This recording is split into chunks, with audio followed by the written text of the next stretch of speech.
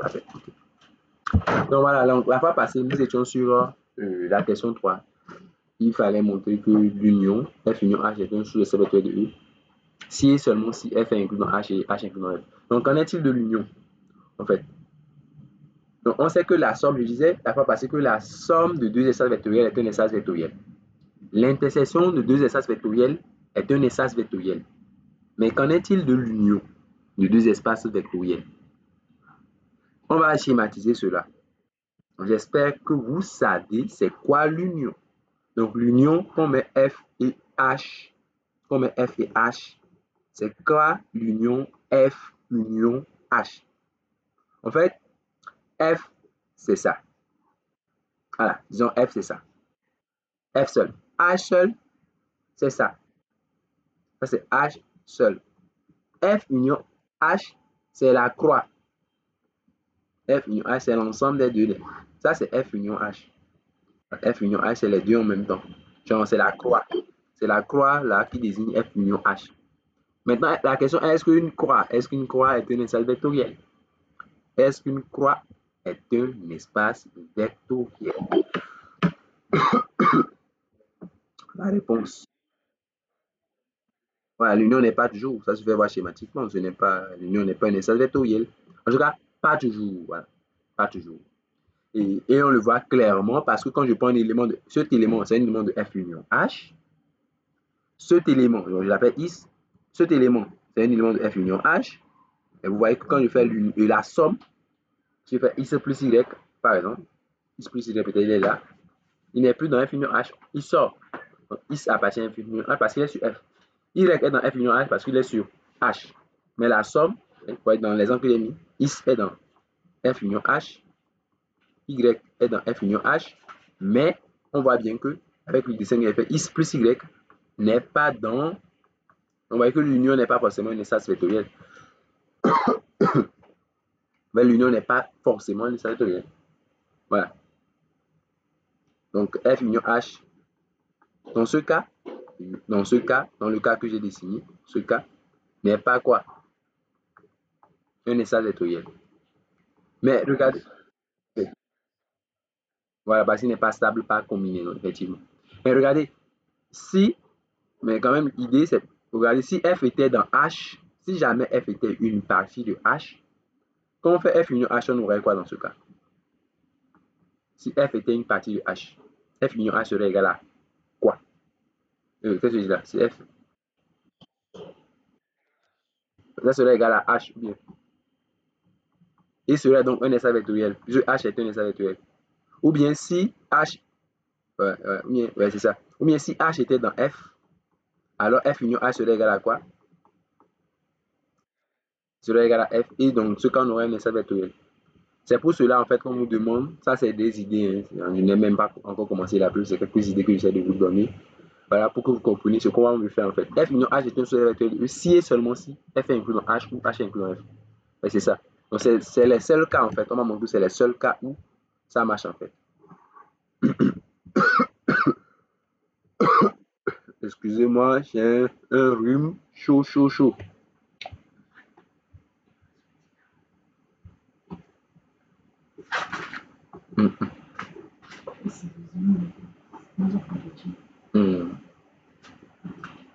Voilà.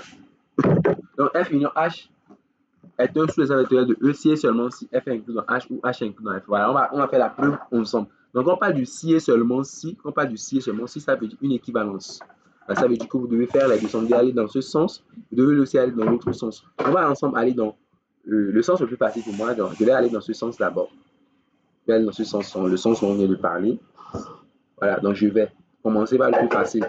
Donc je vais dire si F est inclus dans H, ok, ou F inclus, ou H inclus dans F. Donc si je vais dire que si F est inclus dans H, par exemple, voilà. Bon, en fait, vous allez voir qu'il a mis un petit barre, voilà, sous l'inclusion. C'est pour dire c'est comme inférieur ou égal.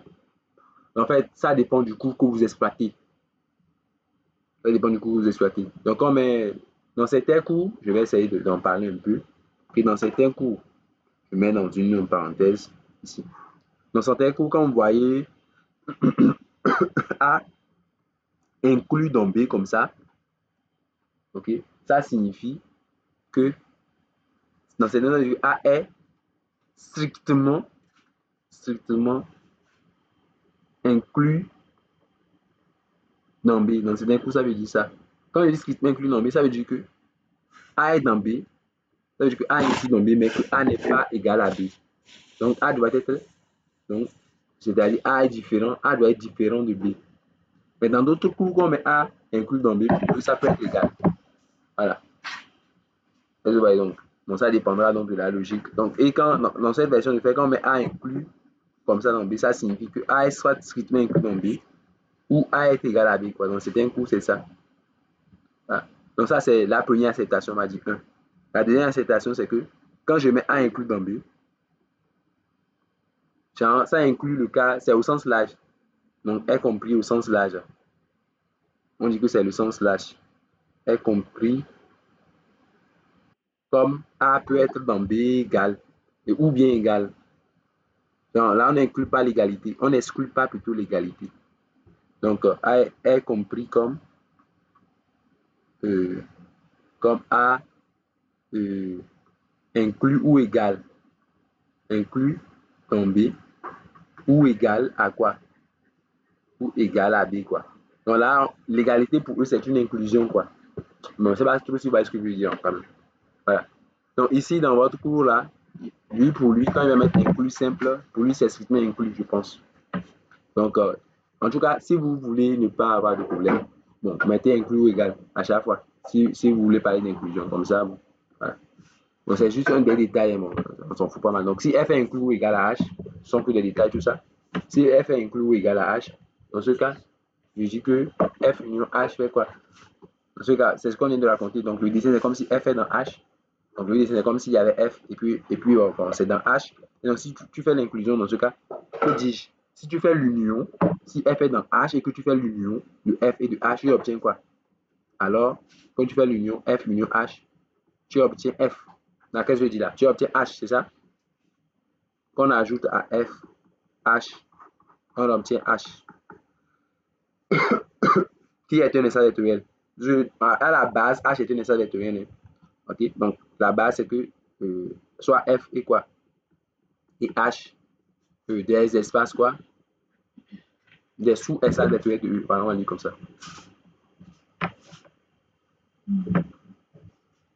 Donc des sous-espaces vectoriels de E. Donc, si f est inclus dans h, on a ça. Et donc, quand h est un espace vectoriel, donc est un. H est un sous-vectoriel de E. Donc ça marche. Dans ce cas, on voit ça. Mais si h est inclus dans f, on a la même logique, n'est-ce pas? Alors, que fait l'union dans ce cas? On voit que l'union est égale à l'union de h et f, ça fait quoi? F et h. Dans ce cas, comme c'est f qui est le plus grand, ça donne f. Donc c'est aussi, c'est un sous-espace vectoriel de E. Donc dans tous les cas, ça marche quoi. Dans tous les cas, f union h est un sous-espace vectoriel de E.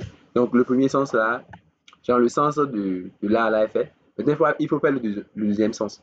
Ce que je viens de montrer, c'est que, donc, on fait une petite conclusion temporaire. Donc, en conclusion, ce qu'on vient de faire, c'est que, si f est inclus ou égal à h, ou bien h est inclus ou égal à f, alors f union h est un espace vectoriel. En tout cas, en particulier, un sous-espace vectoriel de E. Voilà. Un sous-espace vectoriel de E. Un petit instant, hein, je vais faire un petit plan. Donc, le deuxième sens, on va supposer que f union h est un sous-espace vectoriel de E. Voilà, ça, c'est le second sens. Alors, maintenant, avec ça, qu'est-ce que je fais? Ouais, je vais montrer que f est inclus dans f est inclus dans h ou bien h inclus dans f. Ouais, peut-être c'est ce sens qui sera un peu chaud à démontrer, mais bon, pas si chaud que ça. Si on y réfléchit, ça ne va pas être si chaud que ça. Donc je dis, si on prend, là, on va essayer de réfléchir ensemble. Donc l'idée de la preuve, c'est quoi? L'idée de la preuve que je vais faire, je vais prendre un élément de f. Bon, je vais faire une esquisse de preuve. Voilà. Donc, on va faire une esquisse de la preuve qu'on va faire. Donc, on veut montrer que f union h est un espace vectoriel. C'est ça l'objectif. Ok? Donc, ce que je suis en train de dire, c'est que je vais prendre un élément de f Si je prends un élément de F, il est dans F union H. Je vais prendre un élément Y dans H. Si il est dans H, alors il est dans F union H. Oui, donc les deux, ici Y, en fait, sont automatiquement dans F union H. Même si ici, je le prends exclusivement dans F, et le Y, je le prends exclusivement dans H. Il n'y a pas de souci. L'essentiel, c'est qu'ils sont dans F union H, de toute façon. Donc, je pourrais donc dire que 0, si on prend par exemple 0, I sub plus Y, c'est une combinaison linéaire. 0x plus Y, c'est une combinaison linéaire. Donc, il est dans F union H. Bon, ça ne m'intéresse pas. Donc, je vais prendre 0x plus Y va donner Y, non. Donc, le fait qu'il soit dans F union H, ça ne m'intéresse pas. Donc, je vais dire que la combinaison alpha x plus bêta Y, voilà, il est donc dans F union H. Certainement. Voilà, donc on est sûr que alpha x plus bêta Y soit dans F union H. Maintenant, ici, quel est le souci dans cette preuve-là? Est-ce qu'on arrive à avoir l'inclusion facilement? Donc, je vais alpha x plus bêta Y. Oui.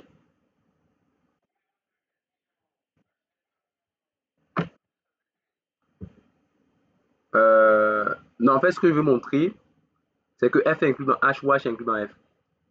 Ce que je veux démontrer, c'est que si c'est un, ce que je veux montrer, c'est que si c'est un espace vectoriel, ce que je veux montrer, c'est ça, hein, de montrer que si c'est un espace vectoriel, alors bon, on va écrire ça, ok? Voilà, on va écrire ce qu'on veut démontrer. Voilà, comme ça, on va écrire ce qu'on veut démontrer. Voilà, donc, deuxième implication, on veut montrer, on va écrire ça. Okay? Donc, ce qu'on veut démontrer, c'est quoi? On veut démontrer que, voilà, on veut montrer que, c'est ça, non? On veut montrer, on va écrire ça, ce qu'on veut montrer. Dans cette on veut montrer que si F union H est un espace vectoriel, hein, ce qu'on veut démontrer, c'est que si c'est un espace vectoriel, je vois là où tu veux en venir, hein, je vois là où tu veux en venir. Donc, on va reformuler ça pour arriver là où tu veux en venir. Donc, on veut montrer que si F union H est un sous-espace vectoriel, est un sous-espace vectoriel de E, alors, c'est une implication qu'on veut démontrer. On veut montrer que si F union H est un sous-espace vectoriel de E, alors F est comment? Inclus dans H, ou H est comment? Inclus dans F. Voilà. Maintenant, ce qu'on va faire, on va reformuler ça autrement. Voilà, parce que nous, on a envie de, comme tu le dis,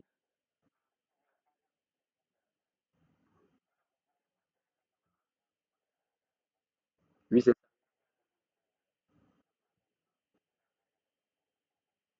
effectivement, c'est ça. Hmm, non, c'est bon. Donc, c'est le deuxième sens qu'on est en train de démontrer, effectivement, c'est ça. On a déjà fait le premier sens, c'est le plus simple en fait. Le premier sens, c'est le plus simple. Même vous avez vu, bon, c'était pas si compliqué que ça. Mais le premier sens, c'est ça. Maintenant, le deuxième sens, c'est là, il faut faire un peu attention.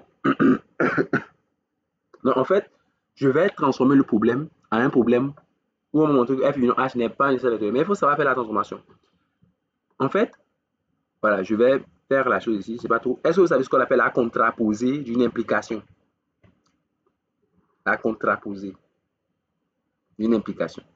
Si vous bon, je vais vous l'expliquer un peu dans ce petit cadre-là, ce qu'on appelle la contraposée d'une implication. En fait, si je dis, voilà, euh,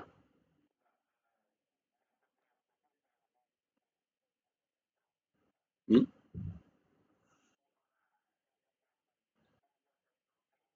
oui,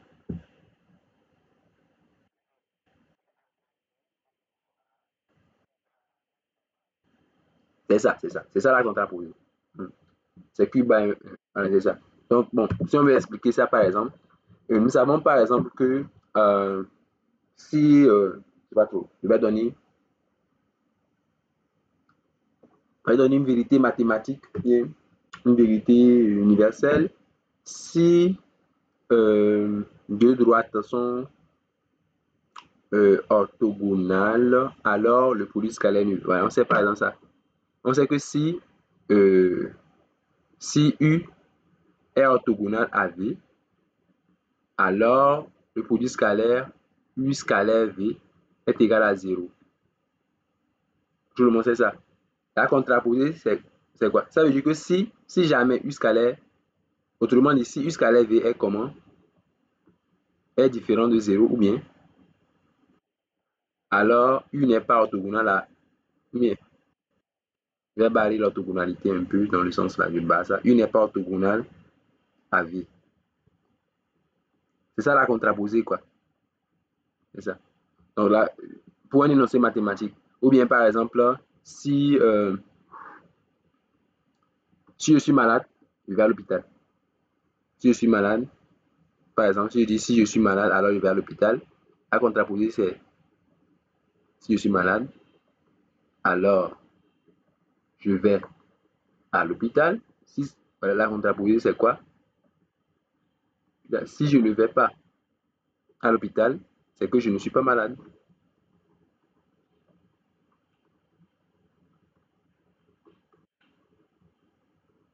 Alors, je ne suis pas malade. Donc, la contraposée, c'est quelque chose d'immédiat, en fait. Donc, ça dit que, en fait, si P implique Q, en gros, la contraposée, c'est ça. Ah, ah.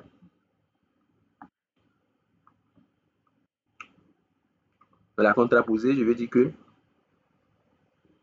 voilà, la contraposée de P implique Q, c'est quoi? C'est non Q implique non P. P implique Q, c'est logiquement équivalent. Voilà, ça contraposée, c'est non Q. C'est ça que tu appelles Q bar. Donc, non Q implique quoi? Non P. Ça, la contraposée. Et ils sont logiquement équivalents. Donc, celui qui dit que P implique Q, celui qui dit P implique, il est en train de dire que P, dès que P est vrai, Q aussi est vrai. En fait, c'est ce qu'il dit. Celui qui dit que P implique Q, il dit que, bah, ok, s'il y a P, alors il y a Q. Ce qui veut dire que s'il n'y a pas Q, c'est qu'il n'y a pas P. Parce que P, c'est une conséquence directe de Q. Et c'est comme on dit, la cause entraîne une certaine conséquence. Ok? Un certain effet. Donc, si l'effet ne se peut pas avoir, s'il n'y a pas l'effet, c'est qu'il n'y a pas la cause. Est-ce que vous voyez l'idée? Voilà. Donc, c'est quelque chose de. En fait, cette façon de dire ça, c'est équivalent à cette façon de dire ça. C'est équivalent. C'est les mêmes choses, en fait. Ce qui veut dire que dans un raisonnement mathématique, donc le raisonnement qu'on appelle le raisonnement par contraposition, ce qu'on appelle le raisonnement par contraposé, je l'écris, donc raisonnement par, on appelle ça le raisonnement par contraposition. Donc pour le raisonnement par contraposition, c'est quoi? C'est que pour montrer que P implique Q est vrai, pour montrer P implique Q, pour montrer P implique Q, on montre plutôt ça contraposé parce que c'est la même chose. On montre, au lieu de montrer P implique Q, on montre la contraposée. On montre quoi? Non Q implique quoi? Non P. Et on peut conclure, c'est tout. C'est ça le raisonnement par contraposé. Donc, je propose qu'on fasse un raisonnement par contraposé. Donc, pour montrer ça, voilà, on va dire ça contraposé. On va ensemble écrire ça contraposé. Ok, donc je vais copier le truc, je reviens. C'est ce qu'on veut démontrer. Hein. On va écrire ensemble ça contraposé. Quel est ça? C'est ça qu'on veut démontrer. Voilà. Ça contraposé, cette implication, l'implication, ça c'est l'implication qu'on veut démontrer. L'implication là, ok, A pour contraposer.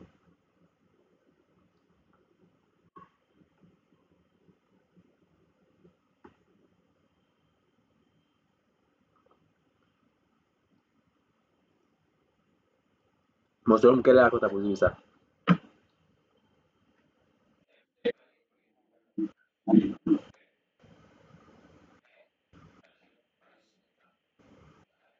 D'accord? F n'est pas inclus dans H.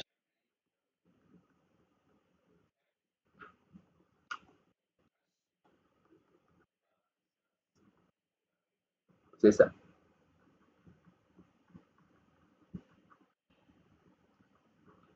C'est ça. C'est ça. Donc le ou, il faut faire attention, il faut le transformer en i, c'est ça. C'est ça. Donc, en gros, je vais démontrer ça. Au lieu de démontrer la première implication, voilà, je vais démontrer ça. Je vais démontrer. Je vais montrer que si F n'est pas inclus dans H et que H n'est pas inclus dans F, alors on va démontrer ça. Donc, au lieu de démontrer la première, on démontre ça, quoi. Mais ça là, c'est plus simple. Je pense que ça là, c'est plus simple. Ça va être plus simple. Voilà, donc, supposons que quoi? Peut-être que c'est plus simple, allons-y voir. Que F n'est pas inclus dans H et quoi? Et H n'est pas inclus dans F. On va chercher à montrer que l'union n'est pas seule avec l'autre. Donc là, je vais devoir trouver un cas. Je vais prendre l'élément de F1. Voilà, c'est ça. Là, le dessin que j'ai fait, ça peut marcher. Le dessin là. Donc, il y a F qui n'est pas inclus dans H, il y a H qui n'est pas inclus dans F. Donc, je vais prendre en fait la contraposition, on va prendre là. On va prendre l'élément de F, donc qui n'est pas dans H, un élément de H, donc qui n'est pas dans F. Voilà, dans ce cas, je vais montrer comment je fais X plus Y là. Voilà. Voilà. Donc, c'est un peu ça l'idée. Donc, en fait, comme F n'est pas inclus dans H et que H n'est pas inclus dans F, alors on peut trouver un élément de F qui n'est pas dans H. Donc, il faut bien comprendre ça comme, je vais le dire comme ça, comme F n'est pas inclus dans H et que H n'est pas inclus dans F, alors on peut trouver. En fait, c'est un dessin comme ça, quoi. F n'est pas inclus dans H. Ça veut dire que F est là en termes de diagramme de Venn et H est là, par exemple. Donc, je peux trouver un élément de F qui n'est pas dans H, un élément de H qui n'est pas dans F. Ouais, ça. Donc, on peut pouvoir le faire. En fait, ça ne veut pas dire qu'ils sont disjoints. Ils peuvent se couper quelque part. Il faut noter que F et H peuvent se couper. F et H peuvent se couper. Mais quand même, on peut trouver un élément de F qui n'est pas dans H. Un élément de H qui n'est pas dans F. Donc, si F n'est pas inclus dans H, ça veut dire que je peux trouver un élément de F qui n'est pas dans H, quoi. Parce que F n'est pas totalement dans H. Si F était totalement dans H, tous ces éléments seraient dans H. Oui. Voilà, donc il existe un élément. Oui, il y a une question.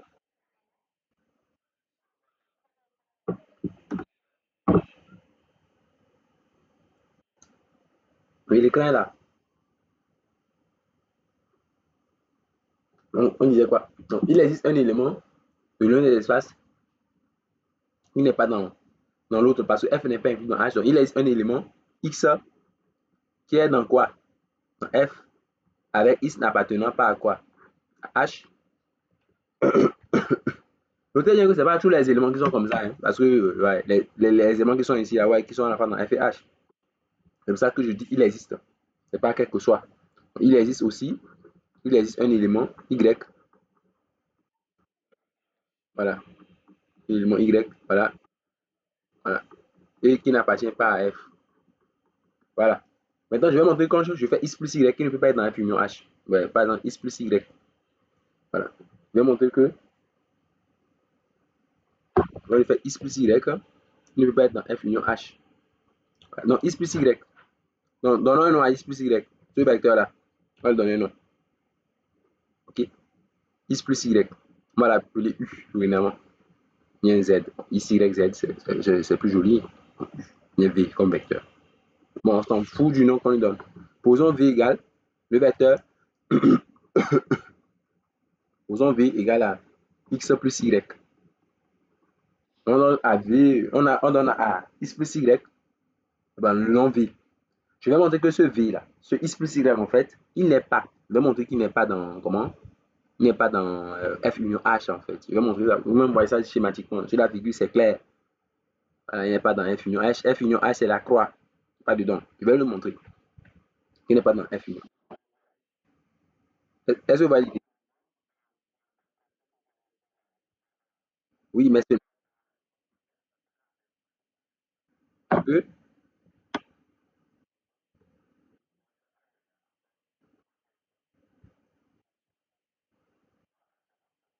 Oui,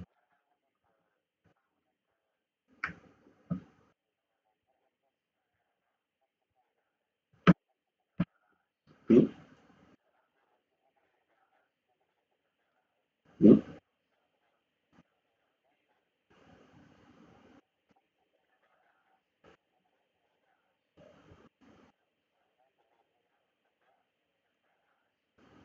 tu veux parler de leur somme, ça. Oui,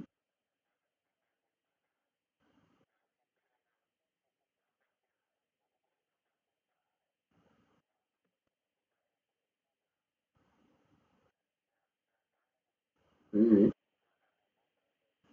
oui, oui, oui, oui, ce que tu dis, ça se comprend. Je comprends. Je comprends, oui. Oui, maintenant, quelqu'un va te...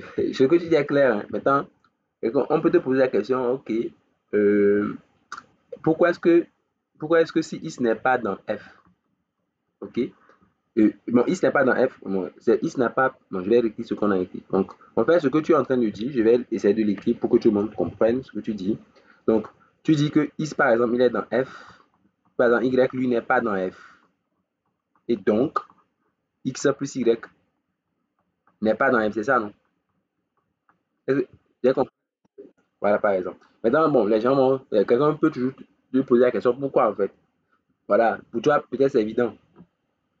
Pourquoi est-ce que la somme d'un élément de F et d'un élément qui n'est pas dans F n'est pas dans F? Tu vois? Ce que tu dis est vrai. Maintenant, il faut juste un peu le justifier, quoi. Ce que tu dis est totalement vrai. Maintenant, il faut le justifier, peut-être un peu vraiment. Tu vois ce que je veux dire là? On va le justifier, quoi. On va essayer de le justifier. Et sinon, ce que tu dis est vrai. Ce que tu dis est vrai. Maintenant, il faut peut-être par l'intermédiaire de V, tu peux le justifier. Par l'intermédiaire de V, tu peux un peu le justifier. En quoi faisant? Tu peux dire que, bon, si tu tires par exemple, le I c'est F, le I lui il est dans F. Et donc le I, on sait déjà qu'il est dans F. Le Y, lui, n'est pas dans F. Il n'est pas dans F. Est-ce que le V peut être dans F? Voilà, on peut le voir à partir de. Genre, si tu tires Y, si tu tires Y, tu tires celui qui n'est pas dans F. Quoi. Je vais mettre ça quand même schématiquement. Celui on sait qu'il est dans F. Celui on sait qu'il n'appartient pas à F. Supposons par exemple que tu tires Y. Si on dit Y, bah, je vais un peu justifier ce que tu es en train de dire. Hein. Bah, on va essayer de justifier ce qui est ici. Si tu tires Y ici, tu as quoi? Y égale, on tire ensemble Y, ça fait V moins Is, n'est-ce pas?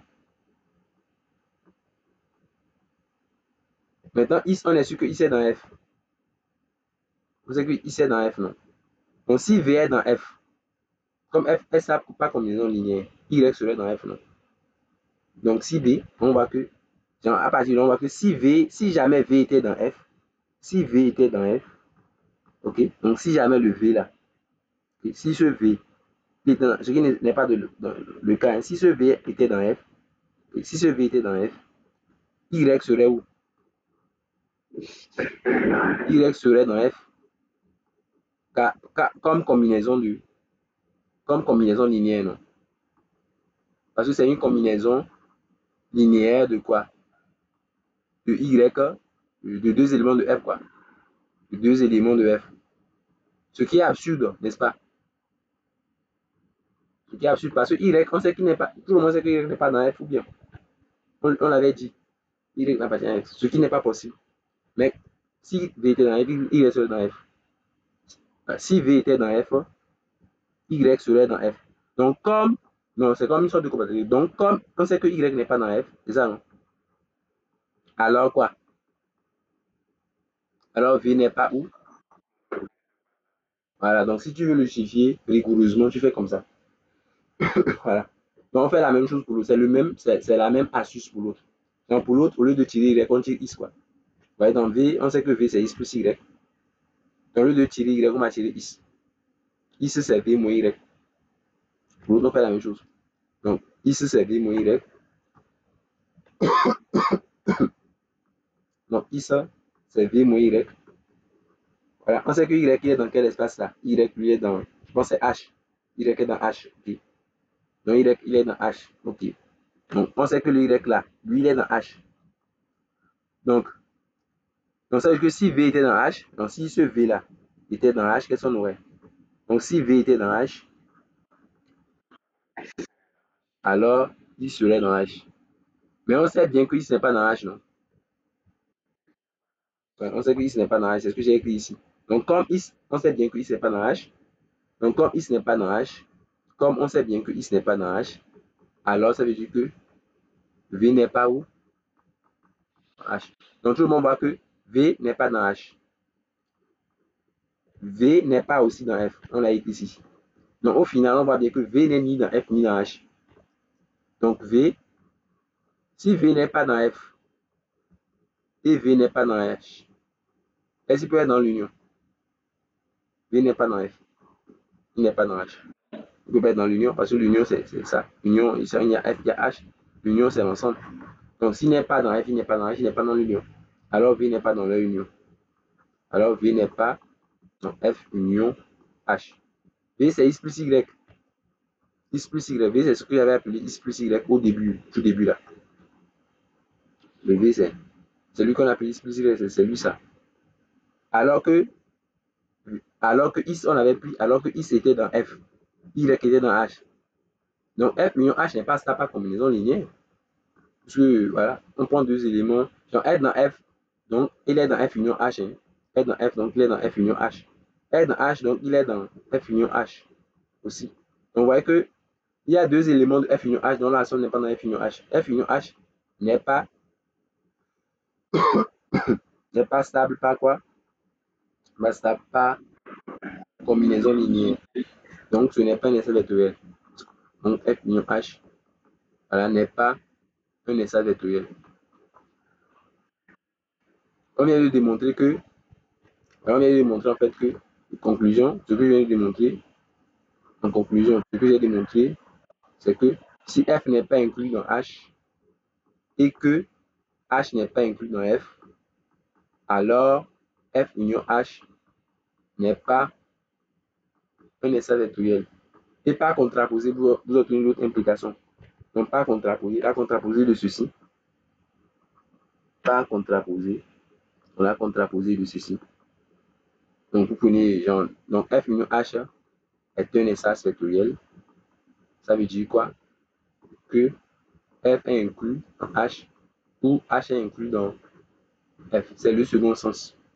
Donc, les deux implications sont démontrées, le premier et le second. Donc, on peut faire la grande conclusion. La grande conclusion, c'est que, voilà, il y a l'équivalence.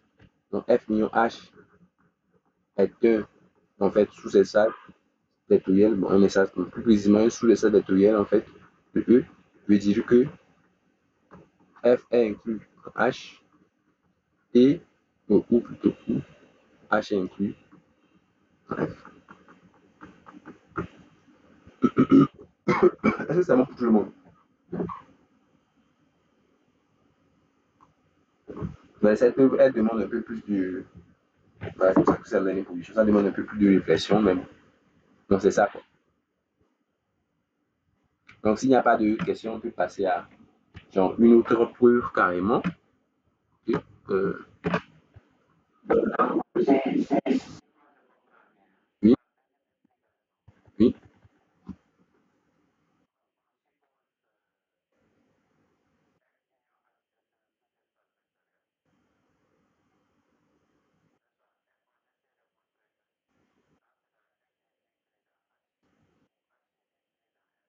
oui, c'est ce qu'on doit faire.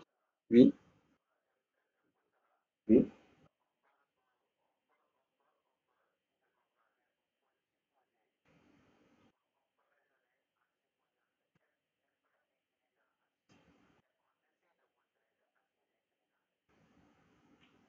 Non, c'est pas ça. Ah ouais, tu peux faire comme ça. Tu peux faire comme ça. Mais ce n'est pas ce qu'on a. Oui, ce que tu dis, on peut le faire.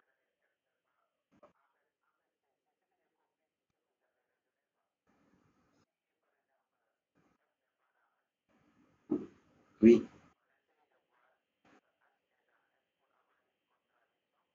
Ah ouais, en fait, toi, tu es en train de parler de ce qu'on a fait ici, ou bien toi, tu es en train de parler de. Ici, oui, ce qu'on a fait ici. Ici, non. Oui. Ouais, ouais.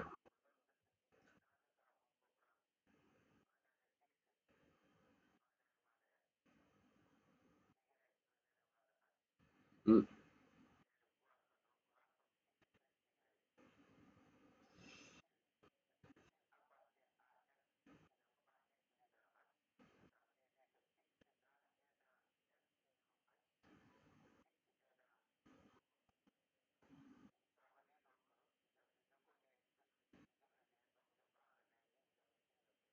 mm,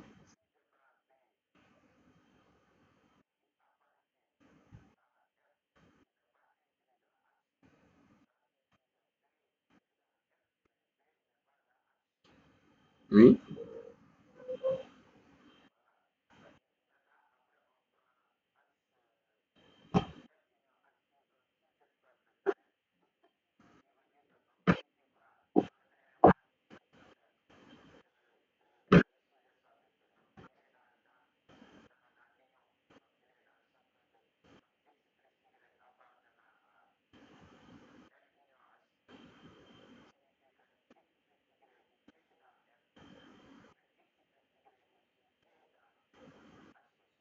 Non, en fait, l'union, ce n'est pas être. L'union, c'est pas une intersection, hein. Être dans l'union, c'est un ou. Si tu es dans F union H, c'est un ou. Oui. Ok.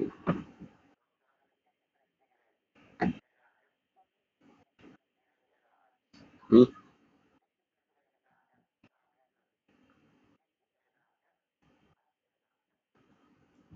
Oui. Non, non, en fait, non, ici, on a F, ça ne veut pas dire que I c'est dans F, Y est dans F, hein. Non, I plus Y est dans F. Attends, une pause. Si I plus Y est dans F, quand tu écris I plus Y est dans F, ça ne veut pas dire que I c'est dans F et que Y est dans F, hein. Ok, ça ne veut pas dire ça. Je t'explique ça sur un exemple. Regarde, tu comprends que ça c'est F. Quand tu prends ce vecteur, il n'est pas dans F. Quand tu prends celui-là, il n'est pas dans F. Mais regardez la somme. X plus Y qui est ici. Tu vois, tu vois que si tu as X plus Y qui est dans F, ça ne veut pas dire que X est dans F, Y est dans F. Est-ce que tu sais ce que je veux dire là? Donc, il ne faut pas partir du fait que X plus Y est dans F, veut dire que X est dans F, Y est dans F. Parce que X peut ne pas être dans F. Y aussi peut ne pas être dans F, mais la somme X plus Y va être en fait dans F, quoi. Donc, voilà. Voilà, c'est ça le petit souci. Tu ne peux pas faire ça comme ça quand même. Ouais, ouais, c'est pas toujours évident. Il faut un peu de pratique, il faut être habitué sur. Hmm.